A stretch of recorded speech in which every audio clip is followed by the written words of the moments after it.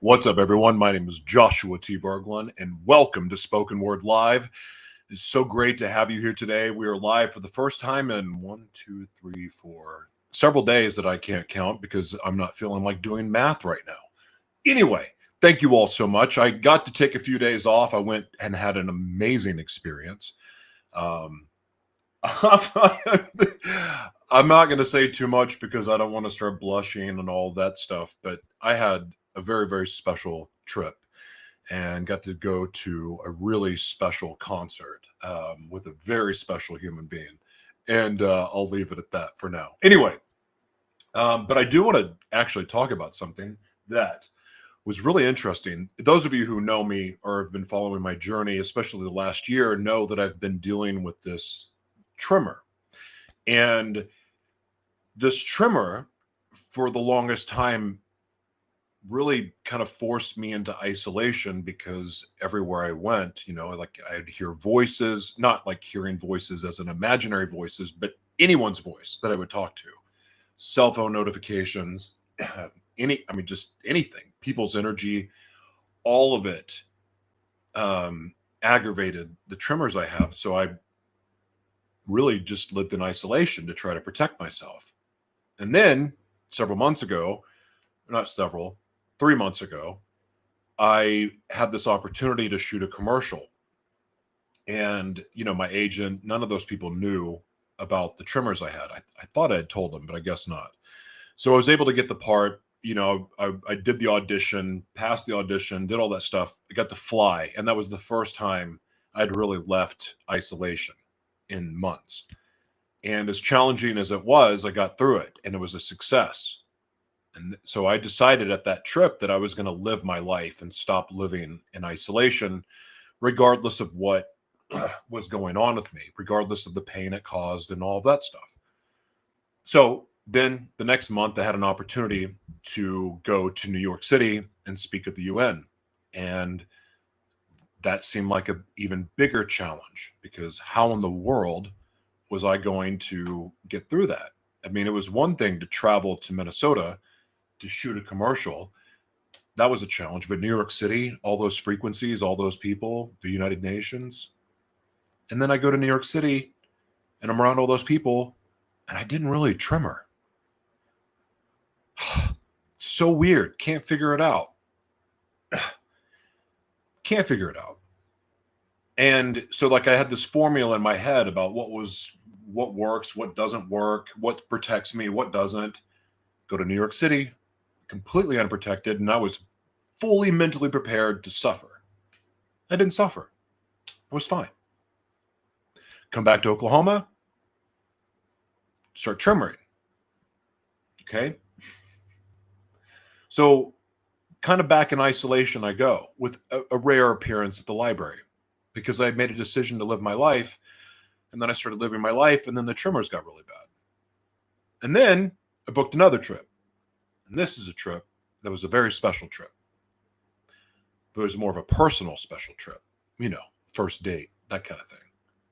First meeting of someone I've been very, very special person I've been talking to that I call my girlfriend and was making jokes about potentially being a robot because I didn't know, even though I knew she wasn't. Was having such a fantastic, amazing relationship via the phone and FaceTime.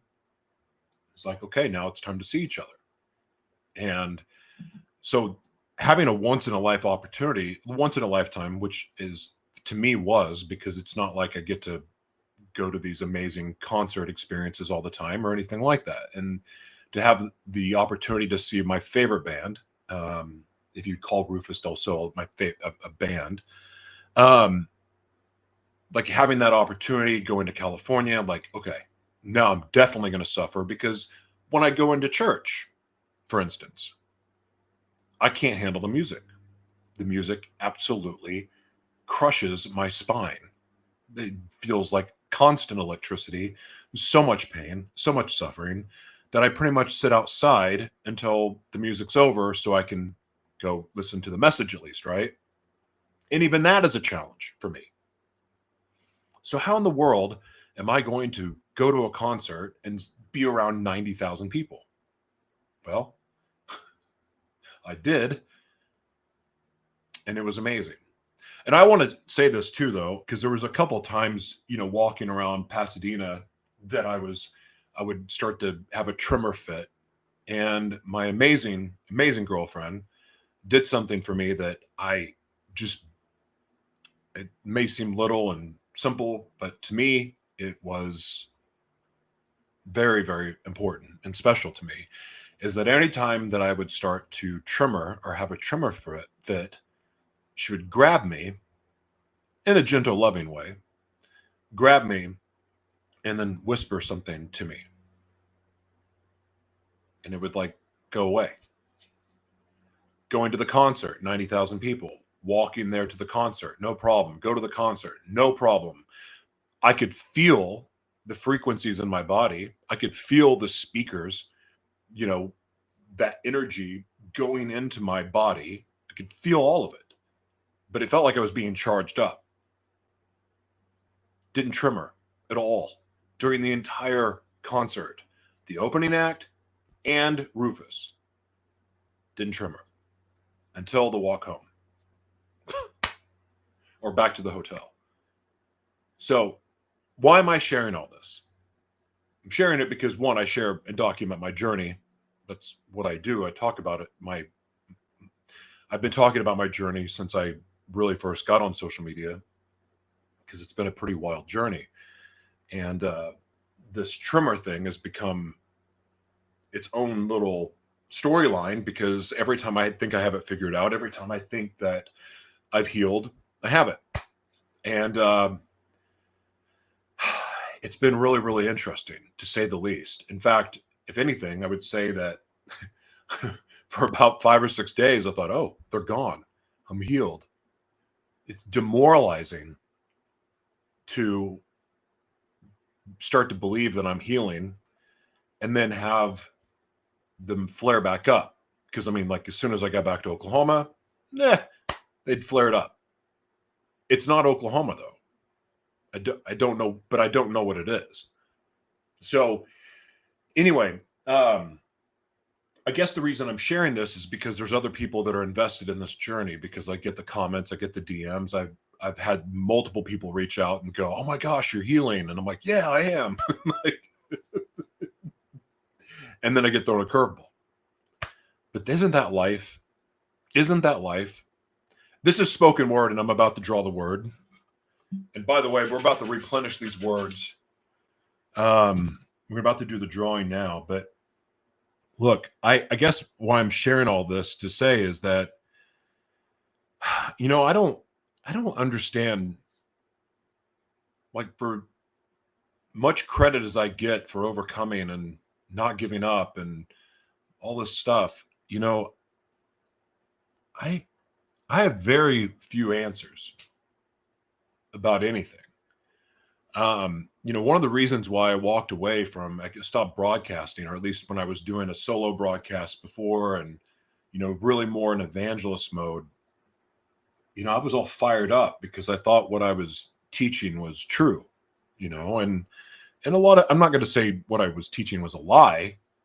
I'm just going to say that there were some things that I was teaching because of what I was being taught that I no longer believe, because I found the truth and went through a long process and still going through a long process of unlearning. And so when I felt prompted and felt led and also encouraged to come back and just start speaking from the heart again, and really kind of going back into evangelist mode, it wasn't to preach at people, but it was, to share messages from the heart and really keep it simple, because for the longest time, have been trying to educate and prepare people for the future. And the thing is that regardless of what I may know about future plans of the world leaders and Agenda 2030 and Agenda 21 and transhumanism and all of these other things, the technocratic government we're in, and as much as those things I want to talk about, the fact is this: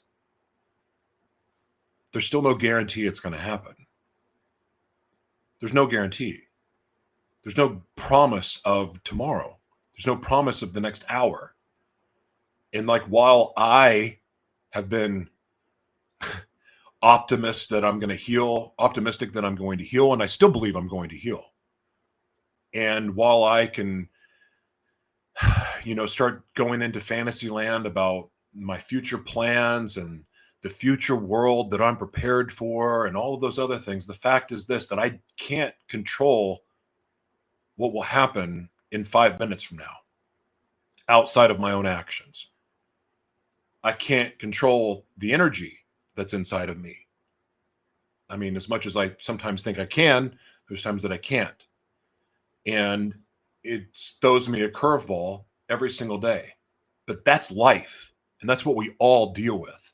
We all deal with curveballs. We all deal with disappointments and heartache and disappointment and letdowns and heartbreak and betrayal and lies and deception and cheating and narcissism. We all deal with it.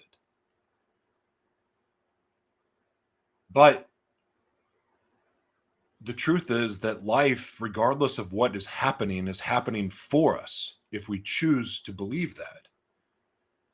If we choose to believe that there's no point to our suffering, if we choose to believe that our hardship, is just there to punish us and we're just no good sinners and all of these other things, if we choose to walk through life believing that and telling ourselves that, then, well, we're going to walk around beaten down, depressed, sad, hopeless, without the energy that purpose provides and fuels us with. So I guess what I'm trying to get at is, like, I'm not trying to say any of this to pat me on the back. I guess I was just speaking from the heart about how life is unpredictable and everything can feel smooth and amazing and we're starting to coast, and then all of a sudden life throws us a curveball. But if we see the curveballs as opportunities, as lessons to learn, and if we view failure as not final and just really see it as more of a refinement, I believe that we can use anything that comes our way to help elevate us. I mean, in the same way an eagle uses a storm to soar, right? What are eagles, like, rise above the storm? I don't know the full analogy of the eagle, but just thinking of Miles Monroe, Dr. Miles Monroe, his message on eagles. And of course, I know that there's other people have done it, given sermons about eagles also, but it's something. There's something to that. Like, that's where eagles rest, right? They rise above the storm, and that they can rest above that storm. Isn't that how it works? They can use all that negative pressure to rise above. I probably should have had that better planned out before I started talking about it, but that's what came through. What storm in your life can you rise above? For me, it's the tremors. Can rise above. As demoralizing as it can be, and as much as I hate being on camera with my head shaking, especially having a history of being on camera with my head not shaking,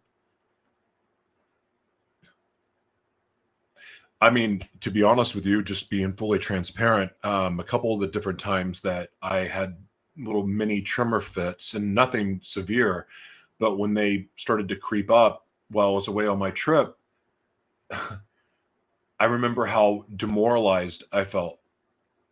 And it's like, here I am with this amazing woman that I admire and respect so much. And I'm so proud to have her as my girlfriend. And I mean, and she's so much more. Like, I almost feel like calling her girlfriend feels disrespectful at this point, because she's so much more than that to me. We've developed quite the bond.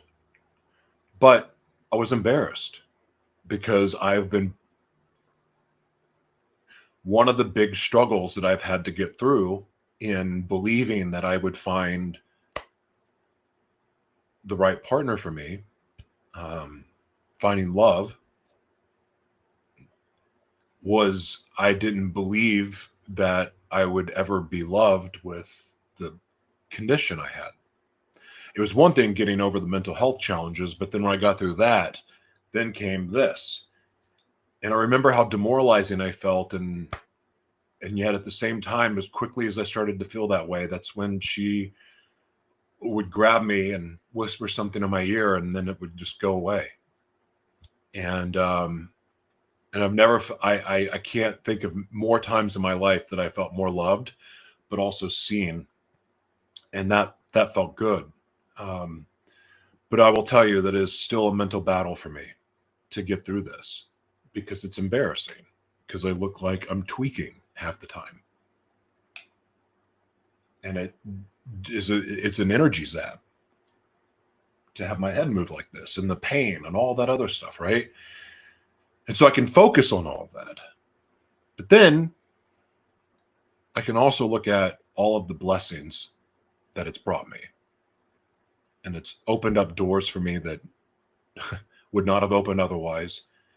But it's also allowed me to feel loved in ways that I've never felt loved before, because I think we, in relationships, we hear, oh, she or he loved me at my worst. And I don't know if that's just like an exaggerated statement that people make, but that's what comes to mind when I think of, my physical health. And to feel loved, or even cared for, when I feel that I'm at my worst and not my best, is a pretty remarkable feeling. And I'm grateful for that. And you know what? I know that's a weird stretch for finding gratitude, but for me, it's a big thing. Because it was one thing being loved when I was a junkie, or somebody tried to love me when I was a junkie. That was one thing. But like, I wasn't trying to be my best. I wasn't striving for the purpose I was created for. When those times I was loved at my worst, I sincerely, for 10 years now, have been trying to be the best man that I can be, to become what I was created to be. I've worked hard for that. I've worked hard to rehabilitate my life. And anyone who's ever, gone through addiction or been a junkie, or, battled mental health issues, but they decided that they were going to do everything in their power to heal, to not let the disability, to not let the mental illness, to not let the past affect their future. I've tried my best to live that way. And so, even though I know I'm not perfect and I'm not at my best, I work to be that. And so to be loved in that imperfection feels really good. That's the point of that. All right, let's draw the word, everyone. Hope you guys are doing well. Thank you for being here. And by the way, I can't see the chat, so I'll reply after. I don't know who. Well, actually, I can see someone, and it doesn't say who you are, but whoever said "love you, bro," thank you. I love you too. Not to give a disingenuous "I love you," but thank you for being here. Woo! The word for the day is addiction. I love talking about this so much.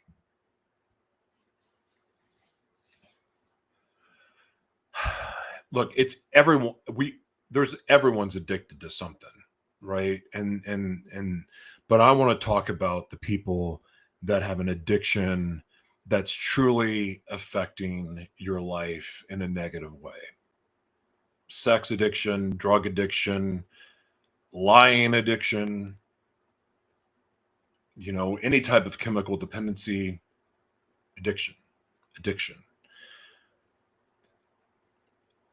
I'm not an expert in sobriety at all.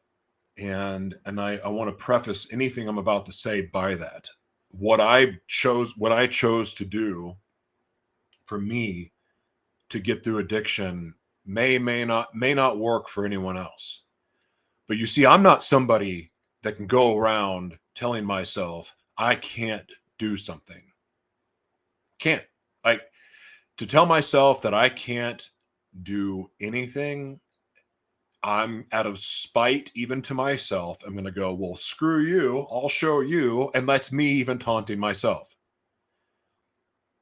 Telling myself I can't do cocaine or can't do meth or can't do this or can't do that. It's never going to work. It never did work. All it did, and looking back at it, is every time it just created this agony and misery and loathing and craving that was unquenchable. I couldn't convince myself that I didn't love drugs. It's like a fake affirmation. I am a multi-billionaire. I am 7 feet tall and I am ripped. No, I'm not. I'm 6'2" and I'm not growing. I'm getting more ripped, but either way, like, the affirmations where we lie to ourselves, and I know fake it till you make it is a thing, but I also believe like lying to ourselves is a really bad habit, kind of like pretending that never mind, I'm not going to go there. I'm not going to go there. Today's not the day. I'm not going to start any fights with anyone. Calm down. Okay. So, like, the thought of saying, like, trying to convince myself that drugs are bad, okay, and I don't enjoy them, and I didn't like them. Like, I mean, every time I would tell myself that, I'm like, the back of my brain, I'm like, yeah, you do. Of course you do. Why are you even trying to pretend that you don't? I couldn't pray away my drug addiction or drug cravings. Didn't. The only thing that helped me get sober and walk away from a life of cocaine and meth, and like, alcohol was never, even though I had alcohol related incidents, I would just drink to get me to the cocaine because it just made it more okay in my brain, even though the whole time that's all I ever wanted to do was just get me straight to the drugs. The alcohol in the end is going to affect the drugs, and I just really want the drugs. But since I need to go out and pretend that I'm a normal person hanging out with my friends, I'm going to go out and drink with them. And then when they're all wasted, I'm going to start doing the cocaine, and then I'm going to do the after hours party. Then I'm going to, I had my double life had a double life because I really liked the drugs. And it became a whole world because it just made everything better. When I was happy, made it better. When I was sad, made it better. When I was depressed, made it better. How in the world was I going to convince myself that I didn't like cocaine anymore? Well, I don't like what happens afterwards. Well, maybe just don't do as much next time. Maybe you don't need to stay up for 4 days. Maybe just stay up for 3 days. Maybe instead of, all the after parties, maybe just go to one. Yeah, that didn't work. That didn't work. Moderation? Sheesh. No. The only thing that was ever going to make me not want to do cocaine was finding something that I love more. Finding something that my heart desired more than the euphoria of, I'm not going to try to trigger anyone. Sorry. I almost went down this painting a beautiful picture of cocaine. I'm not going to do that because now there's fentanyl in it. And nobody needs to risk that. Anyway, I had to find something that I love more.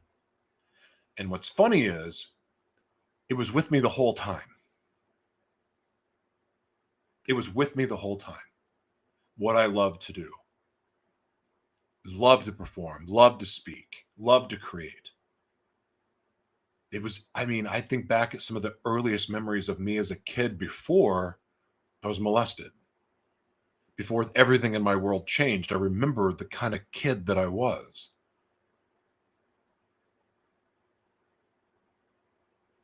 going back to that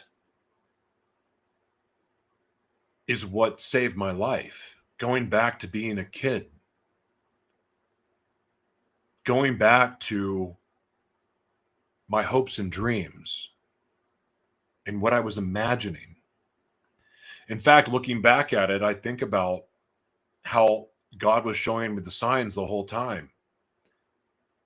Every time I was molested, every time I was abused, every time I went to jail, every time something overdose, every time something traumatic in my life happened, I would be given this vision.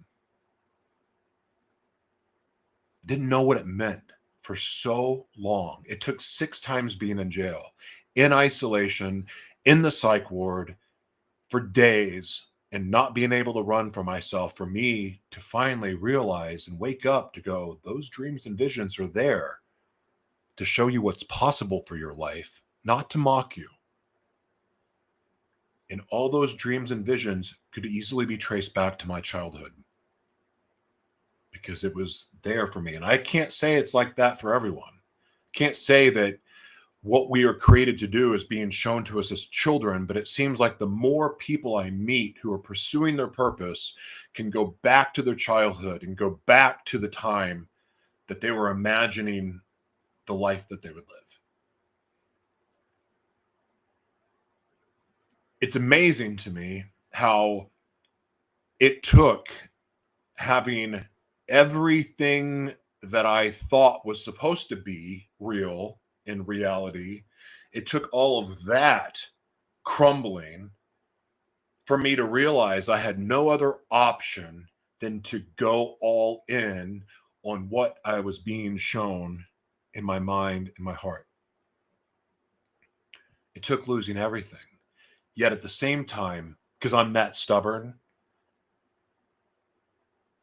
like I'm the one that needed to hit rock bottom more than once. And of course, I think all of us need to hit rock bottom more than once.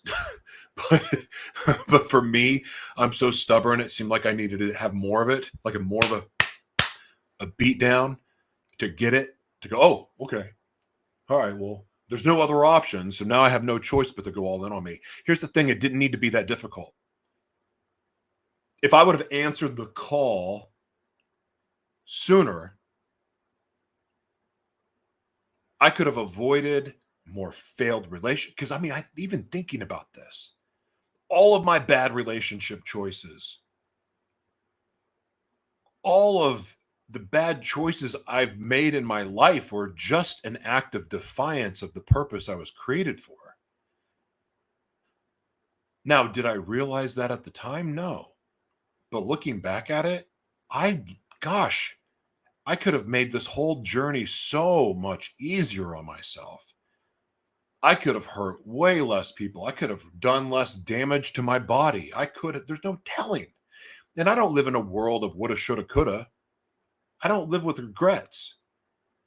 But looking back at it, it's easy to see I could have made life much easier for me. Which reminds me of a story. Reminds me of someone was talking about eating acid, and it reminded me of something. This is last week. I saw this on Facebook. Gosh, I wish I could remember who made the comment now. But anyway, I was in college. I got hurt playing football and became a college cheerleader. And I don't know how this happened, really came about, but when I was in cheerleading, we had this opportunity that, we were working different events, and I had the opportunity to be the announcer of this cheerleading competition. And I'd never done any type of announcing, never really been on a microphone at all.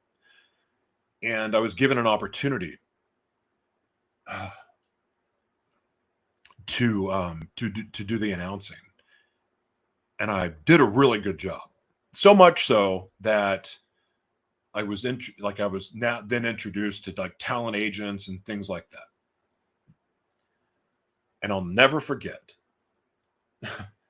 the day I was told that, like, hey, this agent's going to call you, and like they really believed in me as a talent. I was 20 years old at the time. I'll never forget the day I decided to eat gel tabs, which is acid, and go with my friends and go ride go-karts in Fort Lauderdale, which sounds like an amazing time, because riding go-karts on acid is a lot of fun. I'm not gonna sit here and tell you it's not fun, because it was a freaking blast. Watching people's faces melt in line was fun too. But that's not the story. The real story out of all of this magical, fun adventure that was multicolored, and even though I'm colorblind, I could see all the colors and all that stuff. The real story is, on the way there, you got a phone call. I didn't know when the agent was supposed to call, but they just so happened to call 45 minutes into me eating gel tabs. In my mind, and as I'm talking to this agent, I think I'm not making sense. So I decide to tell the agent, I've been drinking heavily since 9 o'clock this morning. Can I call you tomorrow? Needless to say, I never talked to that agent again.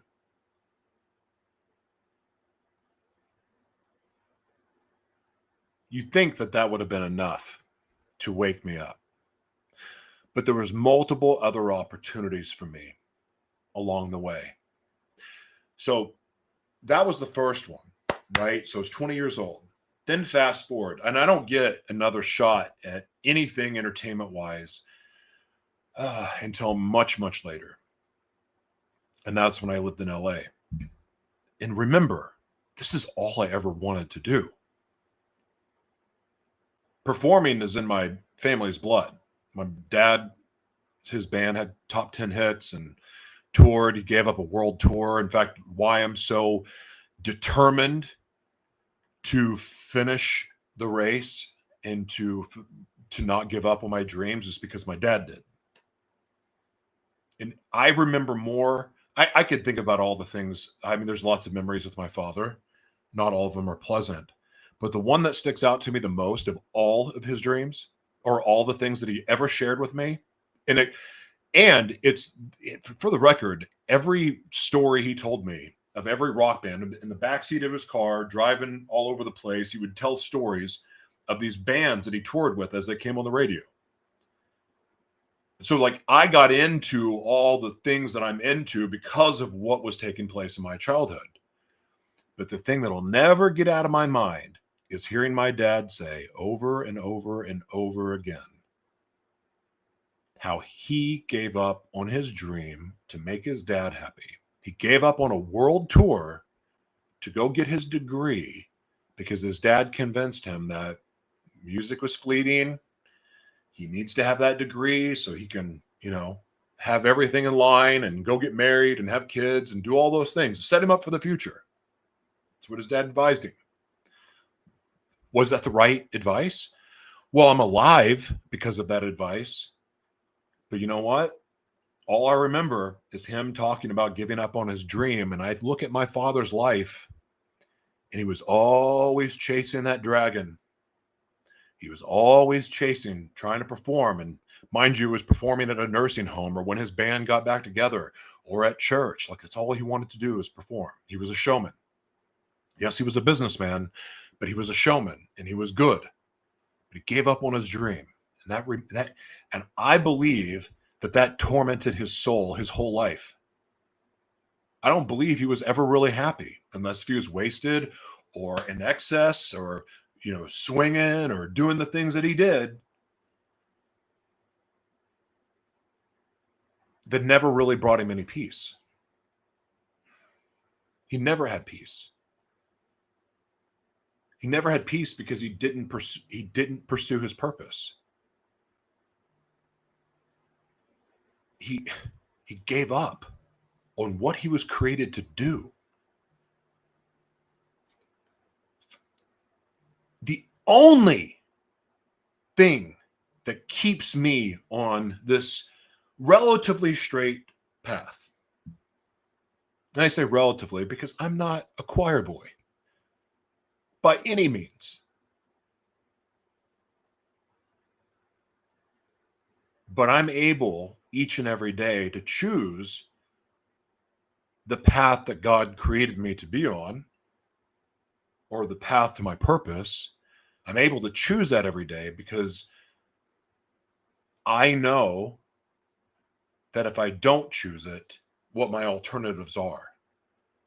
What keeps me breathing, what keeps me motivated, what keeps me inspired is this purpose that I know that I'm created for. And part of that purpose is to love. And that's all of our purpose, is to love. But part of loving is loving what we do. Not just loving each other and taking action and loving ourselves, but it's also doing things we love, because we cannot live in love doing what we hate. If we hate our life, if we hate our actions, if we hate our job, if we hate our family, we hate our home environment, we hate our marriage, we hate our relationship, we hate all this stuff, we are not living in love. Therefore, we are not living in purpose. So you can't live in love in some areas and neglect the others, because that's not love. It's like telling a half truth. It's like telling 90% of the truth. It's still not the truth. You live in love or you don't. And part of living in love is doing what we love.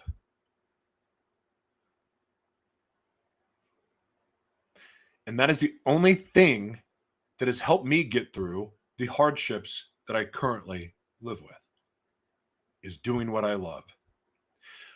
I was miserable when I stopped broadcasting. I was miserable when I stopped. Every time I would build momentum, build an audience, it'd stop. Either before I was getting kicked off the internet, but then it was like, oh, now I need to preserve my health. Yeah, I know I need to be a good steward of my body and take care of my mind, body, and spirit. Absolutely. But you know what? Part of doing that is doing what I love. And it's a balancing act, because sometimes I make things way more difficult on myself than I should. So part of loving yourself also is checking in with yourself to go, is this right for me today? And that's a balancing act too. Because there's times that I'm going, okay, is going to a concert the right idea? Yes, because it's a bucket list with a very special human being. So that's worth it. And then I didn't suffer, right? Broadcasting. I love getting to do this. I don't care if one person's listening or 8 million.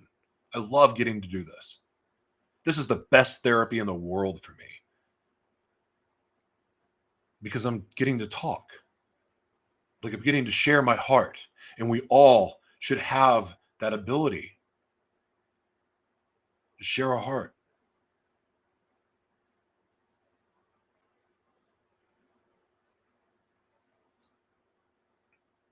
I mean, it's been one of the more healing things for me in the world, getting to do this. Like, for me, media was a vehicle for healing, not just opportunity, not just endless revenue streams.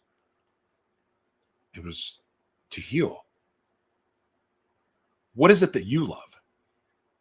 What is it that you dreamed about doing when you were young that maybe you walked away from? What is it in your life right now that you hate? What are you doing to manage that hatred of the current situation that you have? Like, is it the job? What are you doing to manage your hatred of your job? What are you doing to manage your hatred of your relationship? Is it cheating? Is it drinking? Is it smoking crack? Meth? What is it?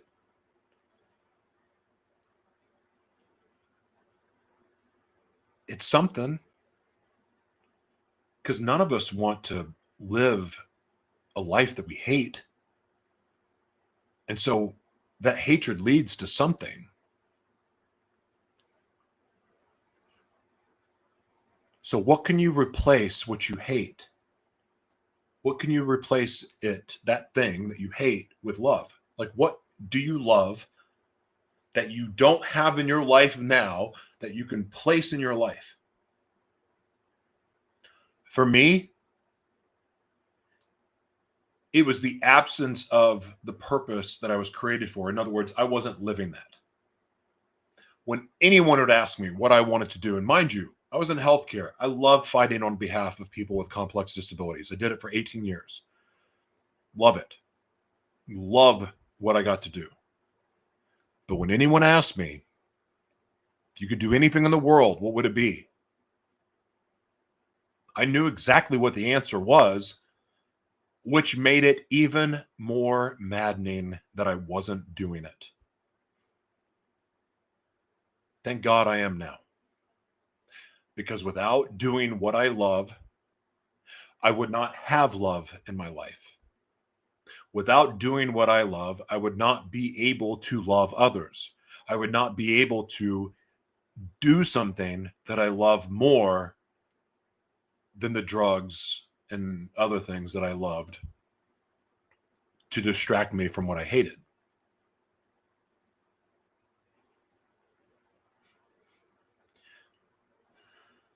Addiction is, sometimes we joke around about our addictions, and some of them may seem harmless and some are not. And I'm not here to judge. But if your addiction is causing you to live a life that you hate, maybe it's time to start asking yourself what you can replace that with. Because every single one of you, regardless of your situation, in fact, the very thing that has you swimming and bathing in your addiction now, that very thing could be part of the fuel for your purpose. Like if you're bathing in your addiction, you're engaged in your addiction, like what is it that's causing that? Because that thing, once you reframe it, could be the very fuel that ignites your purposeful living life that you love. Misery and suffering and agony and betrayal and hurt and shame, it all gets to have a purpose. It all gets to. But that's up to you. Thank you all for watching. Have an amazing day. My name is Joshua T. Berglan. Wherever you're watching from, thank you so much. If you feel so led, share this. And if I can ever be of service, don't hesitate to reach out. My website below, joshuatberglan.com. Thank you again for watching.